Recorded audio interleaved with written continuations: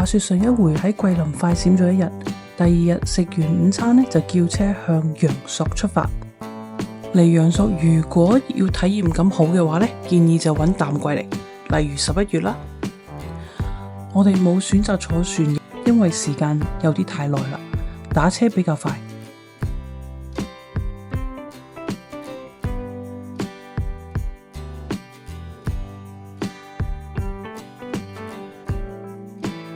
首先當然要辦理入住酒店啦，我哋都好期待。我哋訂咗呢個房間呢，主要就係因為有一個無敵大陽台，同埋有好靚嘅景色。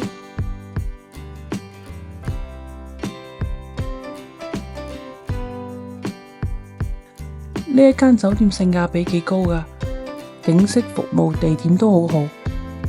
酒店包自助早餐同埋影相服務，另外呢，仲有啲適合小朋友嘅活動。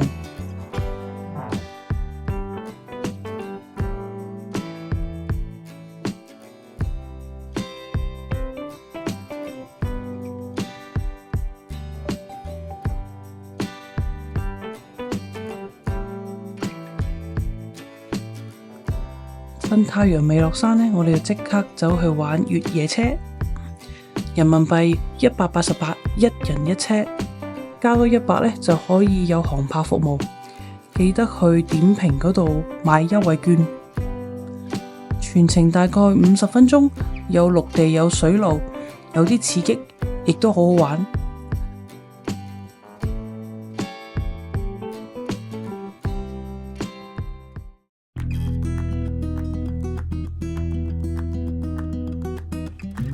晚上就懶得出去啦，所以就喺酒店食飯，點咗竹筒雞湯，都係呢度嘅特產，食物都唔錯㗎。如果唔食辣嘅話，記得要求唔好要辣，又或者問下邊一個菜可以唔辣。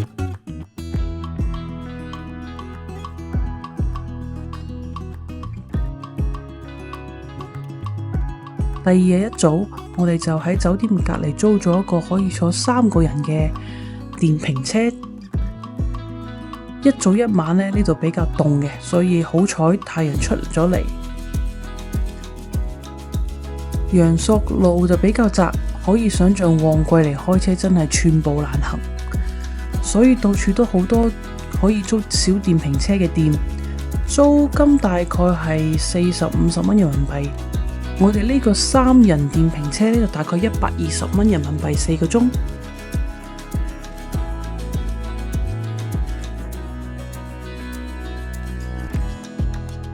去十里畫廊走咗一圈，當然唔可以錯過就係網紅咖啡店一尺稻田啦。咖啡就冇飲啦，但係呢度呢都幾適合影相嘅。如果中意嘅話呢，自己開小電瓶車，睇到邊度中意就可以停低影下相，都幾寫意噶。之後我哋就包咗車，方便老人家可以唔使行太多路。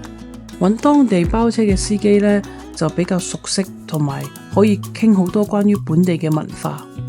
第一站我哋就去萬景碼頭坐竹筏，淡季呢就唔需要預約都可以，來回大概半個鐘，仲可以影下相啊、打下卡同埋體驗下撐船嘅感覺。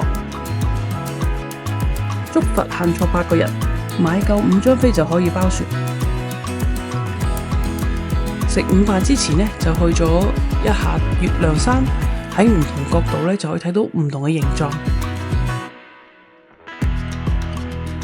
隨緣咁睇到一家劉姐餐廳，都係當地出名嘅餐品飲牌，所以就入去食咗個午飯。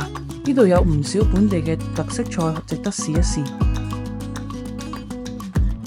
除咗去象公山睇日出呢，好多人都會嚟呢間日初出咖啡廳。雖然我哋就冇嚟到睇日出啦，但係飲杯咖啡睇下風景都唔錯。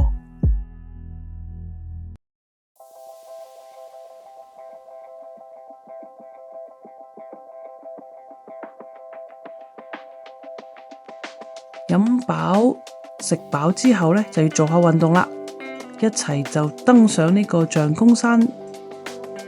門票就60蚊一個人，全程都係石級，同埋有啲防滑嘅處理，正常20到30分鐘就可以登頂噶啦。山頂嘅觀景台咧就可以俯瞰環繞群山嘅灕江，簡直係天然嘅山水畫。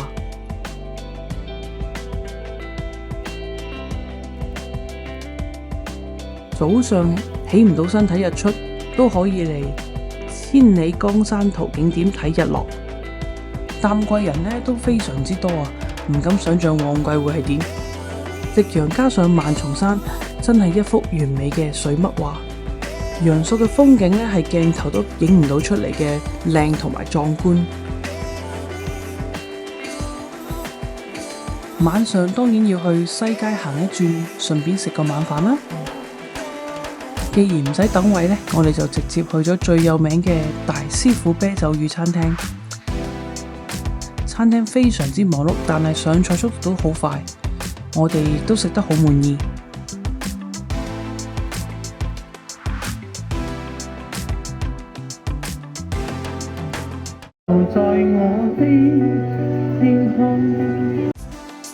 有時間嘅話呢，就可以喺西街慢慢行下，呢度有好多唔同嘅店，晚上嘅燈飾都好靚，好多地方適合影相。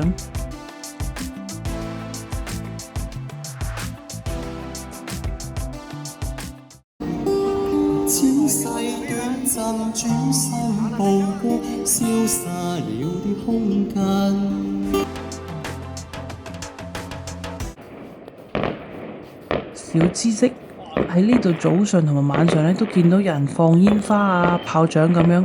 問本地人咧就話，其實呢度紅事白事咧都會放煙花或者炮仗嘅。今次就體驗到桂林山水甲天下，陽朔山水甲桂林。陽朔真係好靚，但係一定要揀啱時間嚟，旅程體驗先會大大提升。希望將來有機會，我哋會再嚟玩㗎。